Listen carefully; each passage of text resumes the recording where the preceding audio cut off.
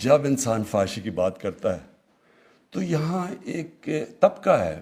کہتا وہ اپنے آپ کو لبرل ہے، وہ شور مچا دیتا ہے کہ جی دیکھیں بہت بڑا ظلم ہو گیا، یہ کیا باتیں کر رہے ہیں، یہ پتہ نہیں ہمیں پیچھے لے کے جا رہے ہیں، کس طرح کی باتیں کر رہے ہیں، اور وہ کہتے ہیں اپنے آپ کو لبرل ہے۔ دیکھو میں 18 سال کی عمر میں جب وہاں گیا تو میں پھر سے آپ کو بتاؤں کہ انگلینڈ میں اس وقت ایک بڑی تبدیلی آ رہی تھی، ایک sex drugs and rock and roll revolution تھی جو آ رہی تھی، اور وہ اس نے ان کا سارا معاشرہ تبدیل کر رہا تھا۔ تو میں اپنے یہ جو لوگ ہیں یہاں، کیونکہ یہ مغربی معاشرے کو جانتے نہیں ہیں، میں وہ آدمی ہوں جو اندر رہ چکا ہوں، جس کو اپنایا، جس کی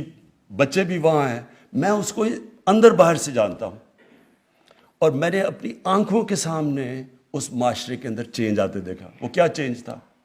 جب آپ معاشرے میں جو sex drugs and rock and roll کا مطلب کہ انہوں نے فحاشی عام کر دی، پہلے فلمز ہوتی تھی اڈلٹ اونلی، وہ آہستہ آہستہ ان فلموں کے اندر وہ چیزیں آنی شروع ہو گئیں جو پہلے نہیں آتی تھی۔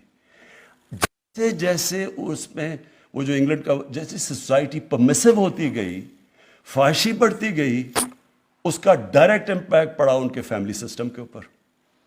خاندانی نظام کے اوپر ڈائریکٹ امپیکٹ ہماری آنکھوں کے سامنے 14 شادیوں میں صرف ایک طلاق ہوتی تھی جب میں گیا 1971 میں، اور دیکھتے دیکھتے آج 70% شادیاں ہوتی ہیں طلاقوں کے اندر۔ اور کیونکہ میں نے دیکھا ہوا ہے کہ طلاق کی کیا بربادی آتی ہے بچوں کے اوپر، میرے بچے، ہماری جو طلاق ہوئی، میں نے خود دیکھا کہ کتنا اس سے بڑا عذاب کچھ نہیں ہوتا۔ میرا یہ ایمان ہے کہ جو بچوں کے اوپر گزرتی ہے طلاق میں، یہ ایک معاشرے کے لیے سب سے تکلیف دہ چیز ہے، کیونکہ بچوں کو ماں باپ چاہیے۔ تو جب ایک خاندانی نظام ہمارے سامنے ان کا ٹوٹتا گیا،